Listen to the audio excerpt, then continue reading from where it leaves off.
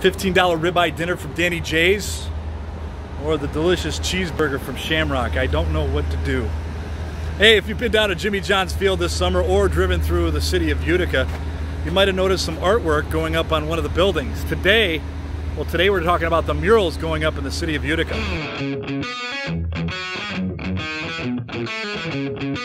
Today I want to talk about the murals that they're putting up around Utica to add some beautification to this city.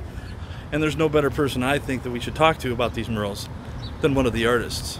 My name is Wendy Popko. I am a Sterling Heights resident, artist, muralist, illustrator. I found out about this project in downtown Utica because they had an open call for artists back in October. And we had an incredible turnout of mural artists that have done murals in the area. We got to meet with them, and at that point is when we met Wendy Popko, who ended up doing our first mural on the WeatherTech building. Yeah, we're really fortunate to have her. I'm glad that she said yes. You know, it was an equal partnership of her wanting to do it and us wanting to have her. So we were really pleased that she wanted to be on board. Just before starting this project right here, I was working in downtown Mount Clemens. I painted the steps leading down to the Clinton River, right in front of the courthouse. And her credits don't end there. Wendy has produced many high-profile murals and art pieces. Wendy's most prolific piece may have been her most controversial piece.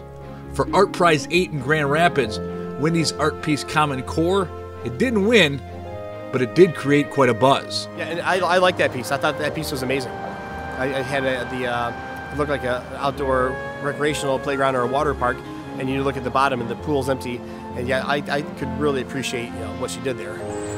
I'm a frustrated parent from all of the budget cuts that we see in our public education system, and so I wanted to do something about it. And as an artist, I have a voice, and so I created this image of a water park without water, and the tower represents Proposal A, and the water is slowing to a trickle as it barely makes it down to the pool where the students are.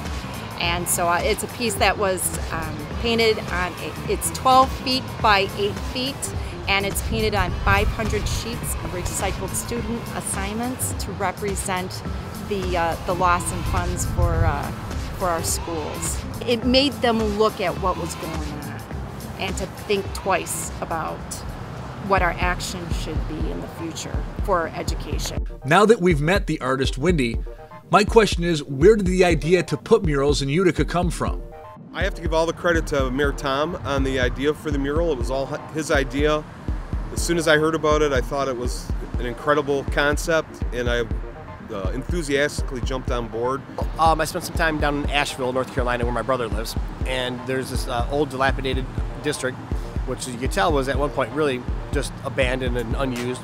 And then some art had been formed in there, in the art murals, and then like little niche restaurants showed up, and then people started going down there on the weekends and hanging out, and then the little establishments would open up, little eateries and little pubs showed up, and then it became like a really cool cultural icon in the neighborhood, and it's just kind of grew legs. I thought, well, if they can do it there, we can certainly do it here on a smaller scale. They really didn't know which building they wanted to paint yet, but they knew they wanted to bring this public art program into their community, which I think is great. And we kind of took feedback from the artists, like, what buildings do you folks see as being ideal for doing a mural? And we took their input, and from that point, after the meeting ended, we had a pretty good idea where the artists thought would be good buildings. Steampunk was one of them, and obviously the WeatherTech building was the #1 spot where everybody thought that would be ideal. And the one thing we didn't want to do is we didn't want to give any of our mural artists marching orders to say, this is art and this is what we want you to do. What we wanted people to do is come here and say, I'm inspired by this look, or I'm inspired by whatever something that would fit here, and give them the opportunity to put something on that wall that was able to inspire other people without giving them direct marching orders.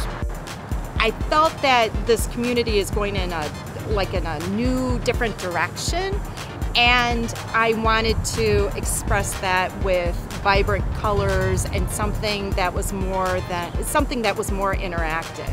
In our early meetings with Wendy, we were very impressed how much research she did. She actually went to the library, she looked at our very famous Utica history book, and she came up with a lot of concepts based on the actual history of Utica. Especially down here, there's a lot of history, some really cool old buildings, and they're interjecting this new,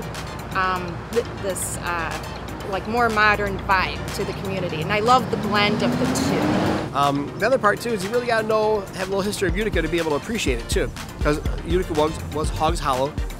We had at one point the largest pork processing packing plant in the United States, but this area was really populated with pigs, and that's why they called it Hogs Hollow. There was a lot of them running around. Her concept's really neat because all of us had been telling her how important the Iron Belt Trail is to our city. We really, all of us pretty much agree that it's an underutilized gem, and we don't really as a city give it the focus that we'd like to. So she incorporated the biker and the path. There's also, when the mural's completed, there'll be the Clinton River, which is an important part of our city as well. That's what I hope to bring to Utica, that when they're driving through on a, like on a gray winter day, you have this bright, cheerful pop of color that reminds you of spring and summer right around the corner. And then also too, the residents and for people who are visiting. I hope that they stop and look and say, wow, I wonder what the pig represents. Oh, I wonder what they have biking trails. Because as I'm working here, I can't tell you how many cyclists have ridden their bikes up and down this street. And I'm like, wow, there are a lot of bike riders around here. I'm so glad I designed it with a bike rider. That's awesome.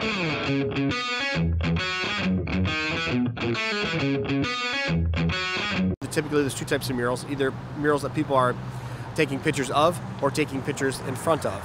And so we wanted to be able to bring something like that to Utica, where we're going to have both types of murals, where people can actually stand in front of them and take pictures and maybe interact with the art behind them, or at least have something that's really captivating that people want to take a picture of.